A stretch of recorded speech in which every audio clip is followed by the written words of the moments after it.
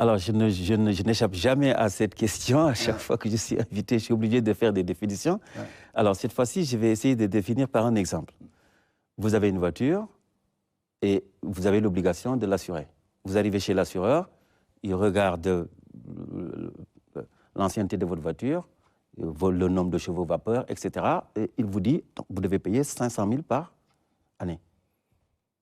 Vous vous demandez, mais d'où sortent ces 500 000? C'est que c'est l'actuaire qui a déjà fait ces calculs. On dit que l'actuaire a déjà tarifé le risque automobile. Okay. Ça, c'est un exemple. Maintenant, vous payez pendant 4 ans 500 000, donc vous avez donné 2 millions à l'assureur, mais la 4e, 5e année, vous avez un accident qui a engendré des frais de 20 millions. Parce que vous avez cogné une voiture, qui a cogné une autre voiture, etc., 20 millions. Alors que vous avez donné, vous, que 2 millions. Donc l'assureur aurait pu venir vous dire, ouais, mais je paye les 2 millions, vous payez les 18. Donc ce n'est plus une assurance. Mais comme vous êtes assuré, l'assureur est obligé de payer les 20 millions. Mais où est-ce qu'il va les tirer? Parce qu'il a une masse d'assurés qui ont payé les mêmes montants que vous, ou un montant moyen. Et donc l'assureur se doit chaque année, quand il récupère ses primes, de laisser une partie en provision pour sinistre à payer, pour que quand il y a des problèmes, il puisse les régler. Donc l'assureur doit avoir la capacité de payer les 20 millions. Celui qui calcule ses provisions pour que l'assureur soit prêt à payer, c'est l'actuaire. Donc j'ai donné un exemple du travail d'un actuaire dans une compagnie d'assurance. C'est de tarifer les risques et de provisionner les risques. Maintenant, j'ai passé par un exemple qui touche toute la zone CFA. Si moi j'étais présent en tant qu'actuaire, le jour où on a signé l'accord de coopération entre la France et les pays de la zone franc, je n'aurais pas signé ce document-là. Pourquoi? Parce que la France nous a fait signer un contrat dans lequel elle nous dit qu'elle nous garantit le fait qu'en absence de devise, elle va venir, mais en réalité, dans le contrat, ce qui est écrit explique qu'il n'y a pas de garantie. C'est juste un découvert. C'est ce qui est écrit dans le document, c'est que le Trésor français ouvre un découvert à la BCEAO. Si la BCEAO a besoin de devises, la BCEAO vient chercher et si jamais elle reconstitue ces devises, elle paye. Elle rembourse. Ça, c'est un découvert. Quand vous allez voir votre banquier qui vous donne un découvert, il ne vous donne aucune garantie. Un découvert, ce n'est pas une garantie. Donc, vous voyez, donc, le travail d'un actuaire est un travail un peu spécifique. Oui. Et comment ça a pu échapper à tout ce système économique en zone CFA, aux économistes, aux Africains de manière générale? J'y ai tellement réfléchi que finalement j'ai écrit un article qui s'appelle Scanner de l'accord de coopération, IRM de la garantie. Parce que dans le texte, le mot garantie revient 28 fois. Le mot garantie, alors qu'il n'y a pas de garantie. Donc quand j'ai fait cette décortication, je l'ai partagé avec certains économistes. Je prends un exemple, quelqu'un comme Nongo Sambasila, que je considère comme un des très grands économistes africains. J'ai partagé avec lui, on en a discuté, je le lui ai fait même relire pour ne pas louper les aspects purement économiques. Et donc j'ai fait un texte que même le Trésor français aujourd'hui ne peut pas rectifier. Parce que je l'ai partagé avec beaucoup de personnes. Mes articles, je ne les fais pas seul. Je fais lire au moins 4-5 personnes, des juristes, des économistes, parce que moi, je ne suis pas dans l'économie en tant que telle. Je suis dans l'industrie de la finance et de l'assurance. Dans l'écosystème. Et donc, je travaille dans l'économie dans ce sens. Absolument. Mais il y a des économistes qui sont des économistes fondamentaux, qui sont des hétéroclites, etc. Mais il faut partager avec eux, travailler avec eux. Oui, le coup est déjà parti, ce qui a été fait, et le mal est déjà fait, mais est-ce qu'il y a possibilité aujourd'hui pour l'Afrique, la zone CFA, de recouvrer ce qui lui est dû? Moi, je pense qu'on peut recouvrir ce qui est dû. Pourquoi? Parce qu'on a signé un accord de coopération, et quand on est arrivé dans les années 80, il y a eu le choc pétrolier, 78-79. Qu'est-ce qui s'est passé? La France a appelé le FMI pour qu'on fasse de l'ajustement structurel, alors qu'elle devait donner les devises. L'économiste Matar Diop a fait un texte clair là-dedans.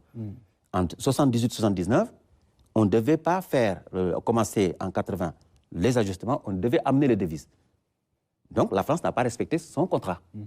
On arrive en 93, d'accord? 93. La France dévalue au lieu d'amener des devises. En octobre 93, on a arrêté la convertibilité et en janvier 94, on a dévalué. Mais si on avait respecté le contrat, la France aurait dû apporter les devises qui nous manquent. Ouais. Elle ne l'a pas fait. Qu'est-ce qu'elle a fait? Rupture de contrat à ce niveau. Mais c'est même pas... En fait, elle n'a pas rompu, mais la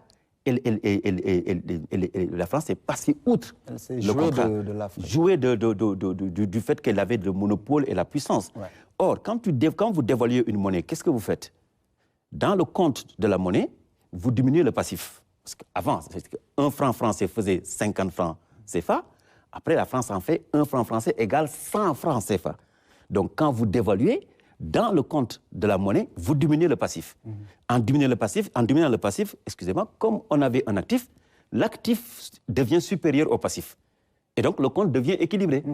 Et il est même excédentaire. Donc, la France n'apporte plus de devises. Donc, finalement, si on est dans l'esprit assurance, où la France, donnant une garantie, est un assureur, nous, on reçoit une garantie, nous les États, donc nous sommes des assurés. Si, au lieu de nous donner, au lieu de payer les sinistres, donc au lieu d'amener des devises, la France dévalue, la France nous a fait payer, nous, le sinistre. Donc on peut se passer de la dévaluation si la France a joué le rôle qu'elle devait jouer. On ne devait pas dévaluer. On ne devait pas dévaluer. Si moi, j'étais, par exemple, un membre du gouvernement à cette période, j'aurais pu expliquer tout ça ici, tout de suite, pour dire qu'on ne doit pas dévaluer. Ouais.